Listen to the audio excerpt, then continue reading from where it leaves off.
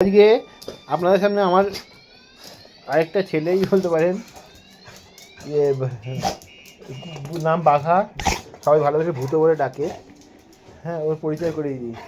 সব সময় দুষ্টুমি করে যাচ্ছে, কখনো শান্ত থাকে না, দেখতে পাচ্ছেন।